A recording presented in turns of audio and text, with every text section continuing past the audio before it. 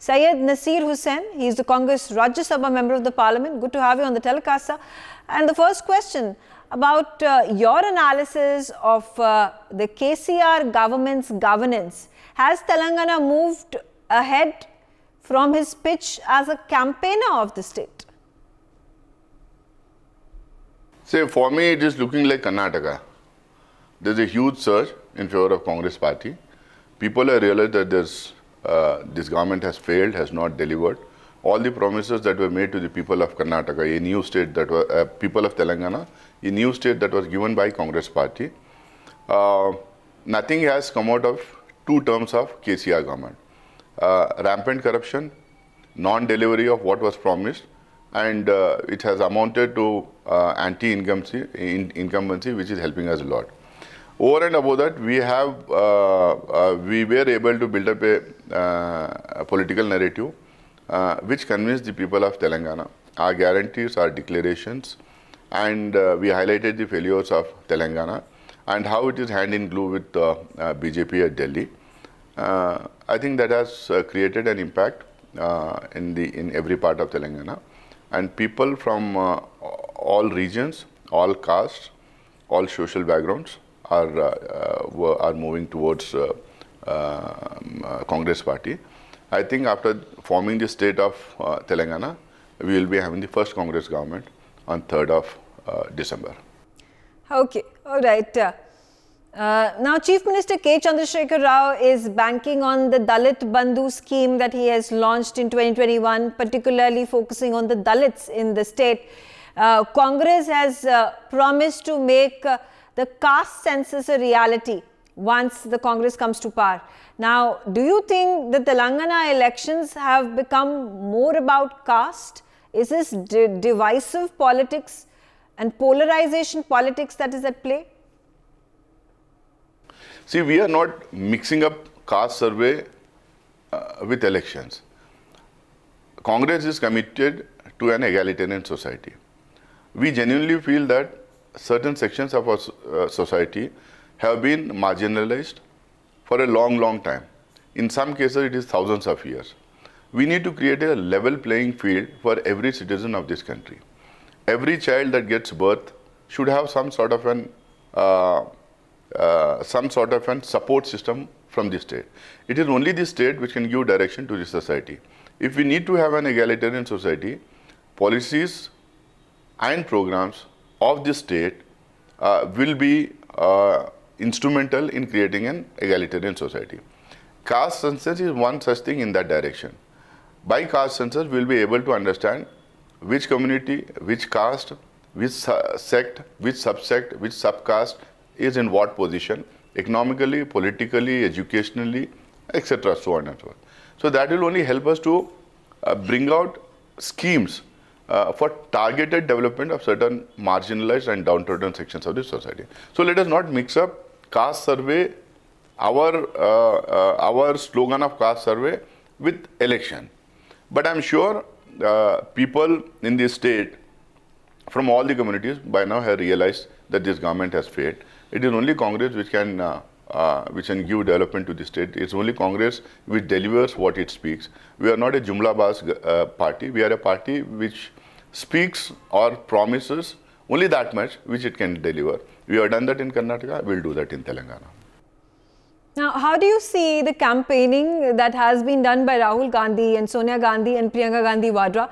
How much of an impact will it have on the election, on the polling? See, you should also understand that the people are burdened with GSTs, with taxes, with unemployment, with poverty, and then continuous rise of prices of different commodities, including petrol, diesel, and gas. So how would you like to help them? What are your schemes and programs? These programs are aimed at the poorest of the poor. It is only the state which can take care of these sections. So in these days of inflation, in these days of price rise, we need to upgrade the schemes. We need to give more to the poor people so that there is level playing field. Whatever we have done is I'm sure there are some schemes which are run by the present government. We have improvised on that according to the inflation that is there in the country, And also we have come up with some new schemes which are necessary for a decent and dignified living for any citizen. I think that is minimum what a person should get with this state support, and we will be delivering that. We have our finances right, we have done our budgeting, our plans are in place, and our schemes and programs are according to the budgetary plans we have for the state of Telangana. Okay, now besides the topmost Congress leaders who have campaigned in Telangana, it was also Prime Minister Narendra Modi who held rallies and roadshows and made public addresses. Do you think that is going to have a humongous impact on the people deciding whom to vote for? See, Prime Minister Narendra Modi, he campaigns not only for the Lok Sabha election, he campaigns in all the assembly elections, he campaigns in Zilla Parishad elections, he campaigns in corporation elections, municipality elections, and I am sure if he has time, he will also campaign for this these societies and all cooperative sector.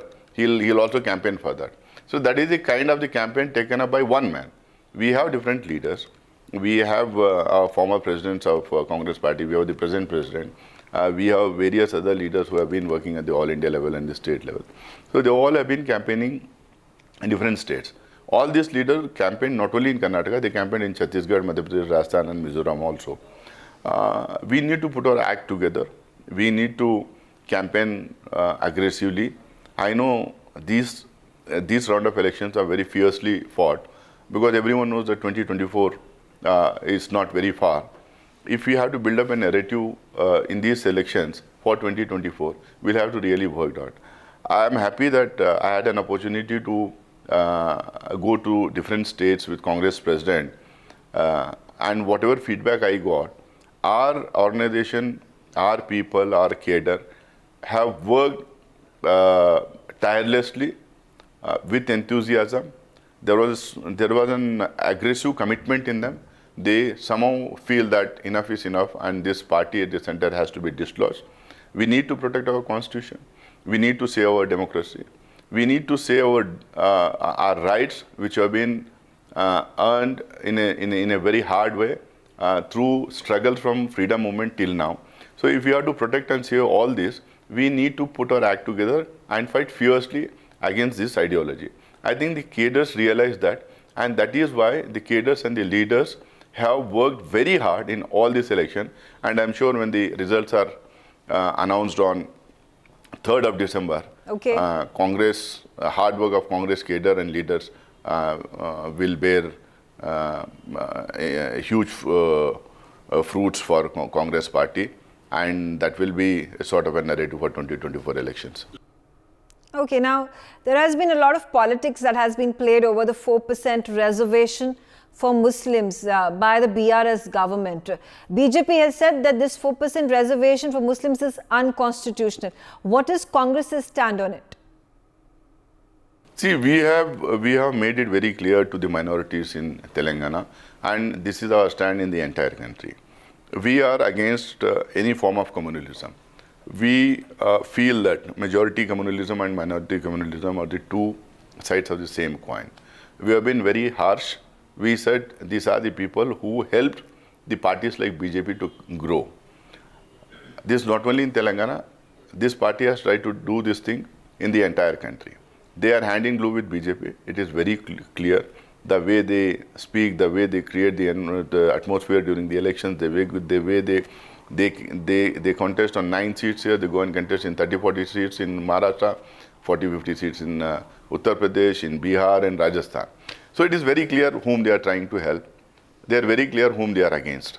So we have explained this to the people of Telangana, not only minorities but to other sections also.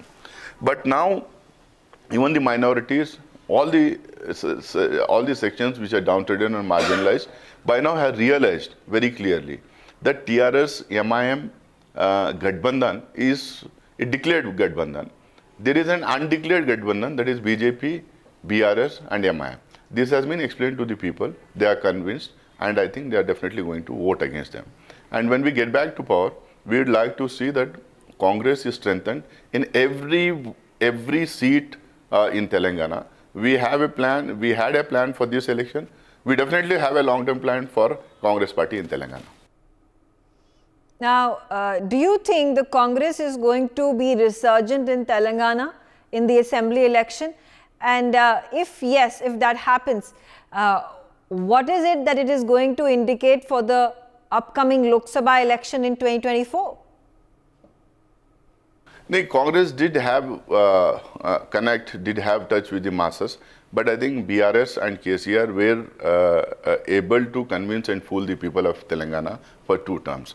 Then we realized that this is a state that was given by Mrs. Sonia Gandhi and Mr. Manmohan Singh during the UPA regime, because we thought that there's a lopsided development in the state of Andhra Pradesh.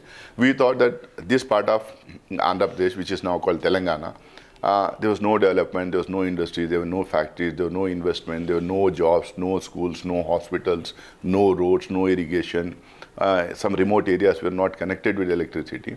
We thought with lots of resources and self-governance by the people of this state would definitely put this state on a developmental path. So that's the reason why we gave Telangana. But somehow KCR and BRS were able to convince them and fool them and misguide them. But now even they have realized, and Congress party has also realized, that this was the gift of Congress party to the people of Telangana. We should fight it out, take this state and put this state on the developmental path, where you have seen states like Karnataka, Punjab, Haryana, Maharashtra, where Congress government was there, how it has put those states on development path. These are most sought after states in the country. We would definitely like to have Telangana as one of those states which is forward looking, which is very progressive, and which has its own growth in different ways.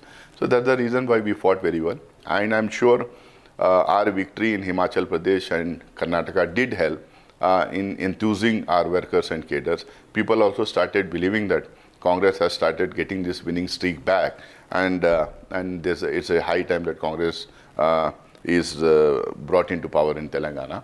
So the people's support and our hard work has merged, and we are going to win this state. Okay. Also, a question on everybody's mind. Who is the chief ministerial face for the Congress in Telangana? See, we have our process through which we choose our chief minister. The new CLP will meet, Congress Legislative Party. They will give their opinions. The High Command will take the opinion of the elected MLAs and other senior leaders, maybe some MLCs, and then they will decide as who has to be the next chief minister. We have not gone with any chief ministerial face in this election. This is our style of functioning, and wherever chief minister is there, generally in chief ministers, under chief minister's leadership, we fight elections. Because we are not in power, there is no chief ministerial face. But I am sure when we win the state on 3rd, after the process is completed, there will be a consensus and a new chief minister will be in place in first second week of December. All right. Thank you, Syed Nasir Hussain, member of the parliament from the Rajya Sabha for the Congress. He is also the member of the CWC. He is the coordinator of AI. He is the coordinator for CWC, and he is the AICC president. For more such videos, subscribe to the NewsX YouTube channel, hit the bell icon.